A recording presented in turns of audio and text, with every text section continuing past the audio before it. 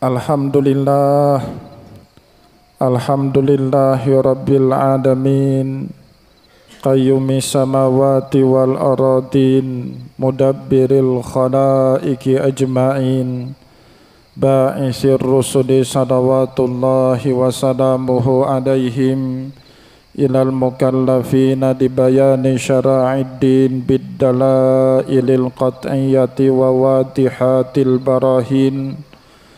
Nahmaduhu ala jami'i ni'amihi wa nas'aluhul mazidu min fadlihi wa karamih. Asyhadu an la ilaha illallah wahidul qahhar al-karimul ghaffar, wa asyhadu anna muhammadan abduhu wa rasuluh, afdalul makhluqin al-mukarramu bil qur'anil azizil mustamirati ala ta'aqubis sinin wa bisunnanil mustanirati lil mustarsyidin al-makhsus bijawami'il kalami wa samahatid din, salawatullahi wa salamuhu alaihi wa ala sairin nabiyyina wal mursalin wa ala kullin wa sairis salihina summa amma ba'd. Faya ayuhan nas ittaqullaha wa ati'uh wa'lamu annallaha yuhibbul muttaqin. Wa qala Allahu ta'ala fi kitabihil karim, a'udzu billahi minasyaitonir rajim. Bismillahirrahmanirrahim. Inna a'tainakal kautsar fasholli li rabbika wanhar inna syani'aka huwal abtar. Wa qala Rasulullah sallallahu alaihi wasallam fi hadithihin nabawiyyati syarifatil mutahharah, fa inna asdaqal hadisi kitabullah wa khairul hadi hadi Muhammad sallallahu alaihi wasallam wa syarrul umuri muhdatsatuha wa kullu muhdatsatin bid'ah wa kullu bid'atin dhalalah wa kullu dhalalatin finnar. Sadaqallahul azim wa sadaqa rasuluhul karim wa nahnu ala dzalika minasyahidin. Puji dan syukur senantiasa dan tidak pernah bosan-bosannya kita panjatkan kehadirat Sang Maha Pencipta Allah Subhanahu wa taala, yang mana dengan limpahan karunia-Nya, rahmat-Nya, hidayah-Nya serta anugerah-Nya kepada kita semua, kita kembali masih diberi kesempatan, kesehatan, dan usia panjang oleh Allah untuk sama-sama dan senantiasa mengabdikan diri kita di jalan-Nya dengan menjalankan segala perintah-Nya dan menjauhi semua larangan-Nya. Salawat diringi salam juga tidak pernah lupa pula kita hanturkan kepada junjungan alam Nabi besar Muhammad sallallahu alaihi wasallam, di mana dengan perjuangan beliau dan para sahabat beliau kita dapat mengenal betapa rahmatan lil alamin ajaran agama Islam, sebagaimana yang menjadi keyakinan dan pengetahuan kita bersama.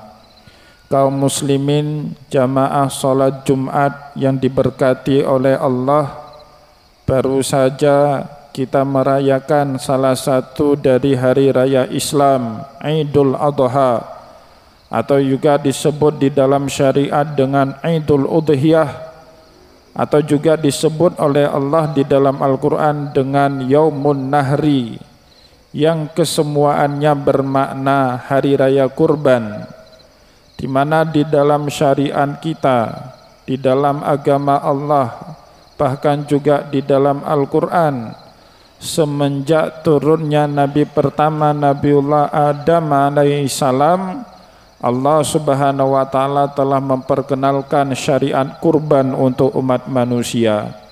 Kaum muslimin jamaah Jumat yang dimuliakan oleh Allah, oleh sebab itu para ulama menjelaskan kepada kita yang namanya ibadah kurban itu bukan hanya menjadi syariatnya Nabi Muhammad sallallahu alaihi wasallam, tetapi juga sebagaimana ibadah puasa Ramadan telah Allah Subhanahu wa taala syariatkan terlebih dahulu kepada umat-umat sebelum kita. Begitu juga halnya dengan syariat kurban. Sebelum Allah menurunkan syariat itu kepada kita, terlebih dahulu Allah Subhanahu wa taala menurunkan syariat kurban kepada umat-umat sebelum kita. Kaum muslimin jamaah Jumat yang dimuliakan oleh Allah, bisa kita temukan misalnya Allah Subhanahu wa taala menceritakan kepada kita bagaimana kurbannya dua putra Nabiullah Adam alaihissalam di dalam surat Al-Maidah.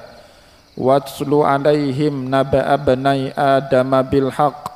Muhammad, ceritakanlah kepada umatmu mengenai kurban dua orang putra Nabiullah Adam alaihissalam, Qabil dan Habil.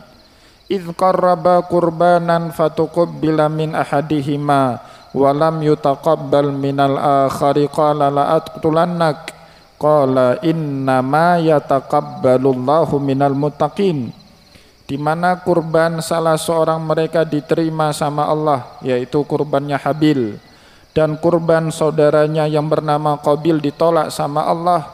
Qabil kemudian mengancam bunuh saudaranya, qala la aqtulannak, saya akan bunuh kamu. Qala innama yataqabbalullahu minal muttaqin.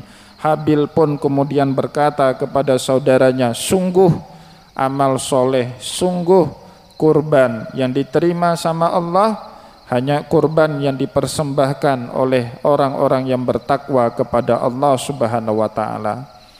Kaum muslimin jamaah Jumat yang dimuliakan oleh Allah, cerita kurban juga kembali disampaikan oleh Allah saat menceritakan bagaimana mimpinya Nabiullah Ibrahim alaihissalam.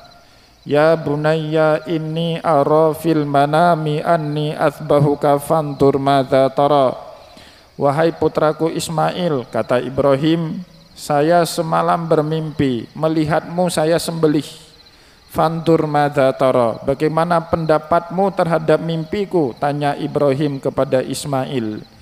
Kaum muslimin jamaah Jumat yang dimuliakan oleh Allah, Nabiullah Ismail dengan mantap, dengan tegas, tanpa ragu-ragu, beliau menjawab, ya abatif alma tu'mar satajiduni insyaallahu minas sabirin. Wahai bapakku, kerjakan apa yang diperintahkan oleh Allah kepadamu. Insya Allah saya akan menjadi orang yang bersabar dalam menjalankan perintah Allah. Oleh sebab itulah kemudian Rasulullah sallallahu alaihi wasallam meskipun tidak mewajibkan kurban kepada umatnya, tidak ada satupun ayat Al-Quran maupun hadis Rasulullah yang mewajibkan kurban kepada kita umat Nabi Muhammad sallallahu alaihi wasallam. Meski demikian Nabi Muhammad sallallahu alaihi wasallam tidak pernah meninggalkan ibadah kurban. Setiap tahun saat masuk tanggal 10 Zulhijjah dan juga sampai tanggal 13 Zulhijjah hari tasyrik, Rasulullah sallallahu alaihi wasallam setiap tahunnya menyembelih kurban. Bahkan kaum muslimin jamaah Jumat yang dimuliakan oleh Allah, setelah turunnya surat Al-Kautsar kepada Rasulullah sampai pada ayat firman Allah, fasholli lirabbika wanhar, diriwayatkan oleh para ulama tafsir mulai pada tahun tersebut seterusnya sampai Rasulullah wafat, setiap tahunnya Nabi Muhammad sallallahu alaihi wasallam berkurban sebanyak 2 ekor kambing. 1 ekor kambing dia niatkan buat dirinya dan keluarganya. Hadali wali ahli, kata Rasulullah. Dan 1 ekor kambing lagi beliau niatkan buat dirinya dan umatnya. Hadali wali ummati, kata Rasulullah. Sehingga pada saat itu sebagian sahabat bertanya, ya Rasulullah, engkau tidak mewajibkan kurban kepada umatmu, tetapi engkau setiap tahun berkurban. Bahkan setelah turunnya ayat fasholli lirabbika wanhar, kurbannya Rasulullah menjadi 2 ekor kambing tiap tahunnya. Padahal para sahabat tahu benar kebiasaan Nabi Muhammad jika khawatir suatu syariat akan diwajibkan oleh Allah Subhanahu wa taala, sesekali dengan sengaja meninggalkan syariat itu supaya tidak dipahami sebagai kewajiban. Contoh kaum muslimin yang dimuliakan oleh Allah, awal-awal disyariatkannya Ramadan, puasa Ramadan, Rasulullah mengerjakan tarawih berjamaah. Tapi malam-malam berikutnya Rasulullah sallallahu alaihi wasallam tinggalkan, khaufan min ijabit tarawih li ummatih. Karena Rasulullah khawatir nanti ada orang yang menduga kalau tarawih itu suatu kewajiban di dalam agama. Begitu juga Rasulullah sallallahu alaihi wasallam nyaris tidak pernah meninggalkan bersiwak sebelum beliau mengerjakan sholat, tapi sengaja ditinggalkan bersiwak sesekali oleh Rasulullah sallallahu alaihi wasallam sehingga tidak ada nanti umatnya yang menduga siwak itu kewajiban. Rasulullah bahkan bersabda dalam hadis, laula an asyqa ala ummati la amartuhum bisiwaki inda kulli shalah. Seandainya saja bersiwak ini tidak akan memberatkan umatku, niscaya akan aku perintahkan mereka bersiwak setiap kali mereka mengerjakan ibadah sholat. Tapi tidak demikian halnya dengan ibadah kurban. Tiap tahun Rasulullah berkurban, wabil khusus setelah turunnya ayat fasholli lirabbika wanhar, Nabi Muhammad sallallahu alaihi wasallam berkurban dengan 2 ekor kambing. Maka inilah yang membuat para sahabat penasaran, bertanya kepada Rasulullah, ya Rasulullah, apa sebabnya engkau tiap tahun berkurban? Maka kaum muslimin jamaah Jumat yang dimuliakan oleh Allah, Rasulullah sallallahu alaihi wasallam pun kemudian menjawab, ana ibnu dzabih, saya ini putranya dari 2 orang laki-laki yang hendak dikurbankan oleh bapak mereka. Yang pertama Nabi Muhammad sallallahu alaihi wasallam keturunannya Nabiullah Ismail yang pernah hendak dikurbankan oleh bapaknya Ibrahim, tetapi kemudian Allah menggantinya dengan hewan sesembelihan, wa fadainahu bidzibhin adzim. Begitu juga kaum muslimin jamaah Jumat yang dimuliakan oleh Allah, Rasulullah ini putranya Abdullah pernah hendak dikurbankan oleh bapaknya Abdul Muthalib. Dulu pada saat Abdul Muthalib kakek Rasulullah muda, dia pernah bernazar kepada Allah, seandainya kelak dia diberikan keturunan sebanyak 10 orang anak laki-laki, maka anak laki-laki yang kan 10 akan disembelih, dikurbankan untuk Allah Subhanahu wa taala. Kaum muslimin yang dimuliakan oleh Allah, ternyata Allah mengabulkan hajatnya Abdul Muthalib.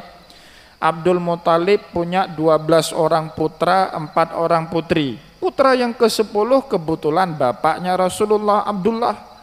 Maka hampir saja Abdullah ini disembelih oleh Abdul Muthalib. Kalaulah tidak hari itu Abdul Muthalib mendengar nasihat pembesar-pembesar Quraisy untuk mengganti nyawanya Abdullah dengan 100 ekor unta, nyaris saja Abdullah disembelih oleh bapaknya yang bernama Abdul Muthalib. Oleh sebab itu kaum muslimin yang dimuliakan oleh Allah, para ulama memahami hakikat kurban itu bukan hanya sekedar menyembelih seekor hewan kurban, menyembelih seekor kambing atau menyembelih seekor sapi, kerbau, onta dan seterusnya. Itu syariat. Hakikat daripada kurban adalah suka berkorban dan senang mengalah dengan apa yang menjadi hajat bagi orang banyak. Kaum muslimin yang dimuliakan oleh Allah, para ulama menerangkan, tanpa ada sikap suka berkurban dan rela mengalah demi kepentingan orang banyak, yang namanya syariat Islam mungkin gak akan pernah sampai kepada kita. Kita tahu bersama cerita di dalam Al-Quran, ada kaum muslimin yang dimuliakan oleh Allah, cerita dalam Al-Quran para nabi yang ngambek, tidak mau lagi mendakwahkan ajaran agama Allah kepada umatnya, gara-gara sikap umatnya yang keras, gara-gara sikap umatnya yang menolak ajaran para nabi mereka. Contohnya Nabiullah Yunus pergi meninggalkan umatnya. Atau Nabiullah Nuh alaihissalam pernah berdoa kepada Allah, wa qala Nuhur Rabbi la tazar alal ardi minal kafirina dayyara. Ya Allah, jangan engkau biarkan bumi ini dihuni oleh orang-orang kafir. Nabiullah Nuh alaihissalam awal-awal berdakwah bisa sabar dengan umatnya. Tetapi setelah 950 tahun beliau berdakwah, kesabaran Nabiullah Nuh hilang juga. Maka beliau berdoa kepada Allah, la tazar alal ardi minal kafirina dayyara. Jangan engkau biarkan bumi ini dihuni oleh orang-orang kafir. Innaka intazarhum yudillu ibadaka wala yaliduna illa fajiran kafara. Karena jika engkau membiarkan bumi ini dihuni oleh orang-orang kafir, orang kafir itu kelak akan punya anak, anaknya kafir lagi, punya cucu, cucunya kafir lagi, dan mereka semua akan menyesatkan hamba-hambamu yang soleh. Sehingga kaum muslimin yang dimuliakan oleh Allah, setelah doanya Nuh itu didengar sama Allah, Allah kemudian membinasakan seluruh umatnya Nabiullah Nuh dengan banjir bandang. Hal yang sama juga terjadi dengan Nabiullah Musa dan Harun. Saat di awal masa dakwahnya kepada Fir'aun diperintahkan sama Allah untuk bertutur kata sopan dan halus kepada Fir'aun. Faqula lahu qaulan layyina la'allahu yatadzakkaru aw yakhsha. Musa, kau harus berkurban. Musa, kau harus mengalah dalam menghadapi Fir'aun yang tengil, dalam menghadapi Fir'aun yang keras kepala. Faqula lahu qaulan layyina, tetap bertutur kata sopan santun. La'allahu yatadzakkaru aw yakhsha. Moga-moga dengan kesopanan, dengan kesantunan, dengan sikap lemah lembut, Fir'aun menjadi sadar dan ingat kembali kepada Allah Subhanahu wa taala. Kaum muslimin jamaah Jumat yang dimuliakan oleh Allah, di masa-masa dakwahnya Nabiullah Musa, beliau sabar sekali menghadapi Fir'aun yang tengil, yang keras kepala, sabar. Tidak pernah doa macam-macam Nabiullah Musa alaihissalam kepada Fir'aun. Sampai suatu hari hilanglah kesabaran Nabiullah Musa. Angkat tangannya dan doanya diaminkan oleh adiknya yang bernama Harun. Wa qala Musa rabbana innaka ataita fir'auna wa mala'ahu zinatan wa amwalan fil hayatid dunya. Ya Allah, engkau telah terlalu banyak memberikan fasilitas hidup kepada Fir'aun dalam kehidupan dunia ini. Rabbana liyudillu an sabilik. Ternyata ya Allah, seluruh fasilitas hidup yang kau berikan kepada Fir'aun membuat dia menyesatkan umat manusia. Rabbana tumis ala amwalihim washdud ala qulubihim fala yu'minu hatta yaraul adzabal alim. Ya Allah, tarik balik seluruh fasilitas hidup yang telah engkau berikan kepada Fir'aun. Washdud ala qulubihim, gembok rapat-rapat hatinya Fir'aun. Fala yu'minu hatta yaraul adzabal alim. Jangan biarkan mereka beriman sampai mereka merasakan azab pedih darimu Allah. Kaum muslimin yang dimuliakan oleh Allah, sikap seperti itu tidak pernah dilakoni, tidak pernah ditunjukkan oleh baginda Rasulullah sallallahu alaihi wasallam dalam menghadapi keras kepala umatnya, dalam menghadapi tengilnya umat Islam. Tidak pernah itu dilakukan oleh Rasulullah. Sebagai contoh, di dalam sirah nabawiyah diceritakan bagaimana dianiayanya Rasulullah sallallahu alaihi wasallam saat beliau hijrah ke kota Taif. Rasulullah diintimidasi, diteror, difitnah, dimaki, dicaci, bahkan beberapa kali ingin dibunuh. Dalam riwayat hadis Tirmizi disebutkan, wa quddimat yadahu na'laihi biddima. Dua sendal yang dipakai oleh Rasulullah berlumuran darah yang keluar dari keningnya Nabi Muhammad sallallahu alaihi wasallam. Begitu nelangsanya, prihatinnya keadaan Rasulullah pada hari itu. Sehingga kaum muslimin yang dimuliakan oleh Allah membuat beberapa malaikat Allah turun menjumpai Rasulullah sallallahu alaihi wasallam. Ada malaikat yang menawarkan jasanya, Muhammad minta sama Allah supaya kami binasakan kota Taif seperti yang dulu pernah kami lakukan kepada umatnya Nabiullah Nuh. Satu malaikat lagi berkata kepada Rasulullah, Muhammad minta sama Allah supaya kami tenggelamkan kota Taif seperti yang pernah kami lakukan kepada Fir'aun dan bala tentaranya. Satu malaikat lagi berkata, Muhammad minta sama Allah, kami bolak-balikkan kota Taif yang atasnya ke bawah, bawahnya ke atas, sebagaimana yang pernah kami lakukan dulu kepada kaumnya Nabiullah Lut. Faja'alna 'aliyaha safilaha wa amtarna 'alaiha hijaratan min sijilin mandud. Kaum muslimin jamaah Jumat yang dimuliakan oleh Allah, semua tawaran para malaikat itu ditolak halus sama Rasulullah sallallahu alaihi wasallam. Nabi Muhammad sallallahu alaihi wasallam cuman berkata, saya tidak butuh semua itu. Yang saya harapkan, kata Rasulullah, inni arju ayyakuna min aslabihim man yatawalla. Saya hanya berharap kelak di balik tulang sulbi mereka yang mengintimidasi diriku, mereka yang meneror diriku, mereka yang kufur membangkang kepada diriku, kelak ada anak keturunan mereka yang mau memeluk ajaran agama Islam. Kaum muslimin yang dimuliakan oleh Allah, seandainya cara berpikir Nabiullah Nuh alaihissalam ditiru oleh Rasulullah, tidak ada umat Islam di Aceh hari ini. Semuanya udah binasa terlebih dahulu. Nggak ada umat Islam di kota Taif, sudah dibinasakan sama Allah, sebagaimana dibinasakannya umat Nabi Nuh, sebagaimana dibinasakannya Fir'aun atas doa dan permintaan Nabiullah Musa alaihissalam. Tapi Rasulullah tidak mau mengikuti serelanya Nabiullah Nuh, seleranya Nabiullah Musa. Nabiullah Muhammad sallallahu alaihi wasallam ikhlas, rela berkorban, suka mengalah demi kepentingan umat yang lebih besar. Beliau hanya mengharapkan kelak di balik tulang sulbinya orang-orang kafir ini ada orang yang mau beriman kepada diri Nabi Muhammad sallallahu alaihi wasallam. Kaum muslimin yang dimuliakan oleh Allah, fakta sejarah menunjukkan seperti itu. Siapa sangka Abu Lahab, musuh bebuyutannya Rasulullah, bahkan kejinya Abu Lahab itu diabadikan oleh Allah di dalam Al-Quran. Sebejat-bejatnya kita, kebejatan kita itu tidak diabadikan sama Allah di dalam Al-Quran. Abu Lahab kejahatannya kekal abadi di dalam Al-Quran. Tabbat yada abi lahabi wa tab ma aghna anhu maluhu wa ma kasab. Bahkan istrinya pun dihujat sama Allah Subhanahu wa taala di dalam Al-Quran. Wa imra'atuhu hammalatal hatab. Tapi kaum muslimin yang dimuliakan oleh Allah, siapa sangka di balik tulang sulbinya Abu Lahab punya anak yang kelak menjadi sahabat Rasulullah, menjadi pembela terdepan terhadap dakwahnya Rasulullah, namanya Ikrimah bin Abi Lahab. Anaknya Abu Lahab yang bernama Ikrimah menjadi sahabatnya Rasulullah sallallahu alaihi wasallam.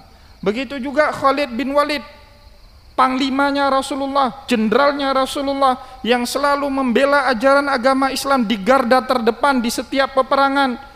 Bapaknya Khalid yang bernama Walid itu musuh dedengkotnya Rasulullah, orang yang paling benci dengan dakwahnya Rasulullah. Seandainya Rasulullah bukanlah orang yang rela berkorban, suka mengalah sebagaimana yang diperankan, yang dilakoni oleh nabi-nabi sebelum Nabi Muhammad, mungkin nggak lahir yang namanya Khalid. Mungkin Rasulullah langsung ambil hati, main doa agar diazab Khalid, agar diazab Walid. Kalau Walid meninggal dunia sebelum lahirnya Khalid, tidak ada yang namanya panglima perang Islam yang bernama Khalid bin Walid. Oleh sebab itulah kaum muslimin yang dimuliakan oleh Allah, inti hakikat dari semangat berkorban ini bukannya kita menyembelih kambing sebanyak mungkin, bukannya main umumkan di masjid berbangga hati, kampung kami 10 ekor kambing, 30 ekor sapi, kemudian masyarakatnya egois, tidak pernah mau mengalah, semuanya mau menang sendiri, parkir kendaraan sembarangan, tutup jalan seenaknya, kemudian mengabaikan orang yang ingin berbuat baik. Bukan itu ajaran hakikat kurban yang sesungguhnya.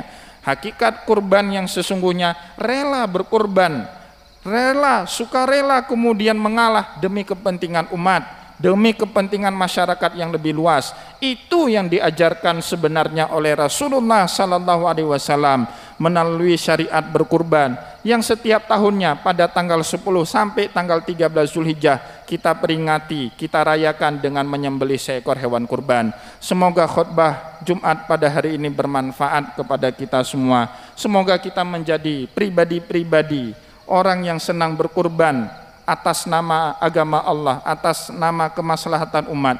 Dan kita tidak mungkin ada di masjid ini kalau tidak punya orang tua yang rela berkorban demi mendidik kita semua. Kaum muslimin yang dimuliakan oleh Allah, semoga bermanfaat kepada kita semua. Barakallahu li wa lakum fil Qur'anil Karim wa nafa'ani wa iyyakum bima fihi minal ayati wa dzikril hakim wa taqabbalallahu minni wa minkum tilawatahu innahu huwas samiul basir. Aqulu ma tasma'un wa astaghfirullahu li wa lakum wa lisairil mu'minina fastaghfiru innahu huwal ghafurur rahim.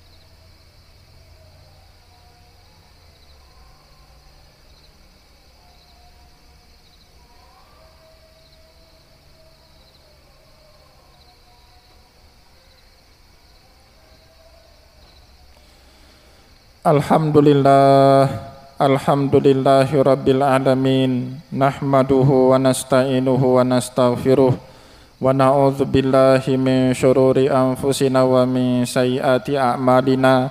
Man yahdihillahu fala mudhillalah wa man yudhlilhu fala hadiyalah.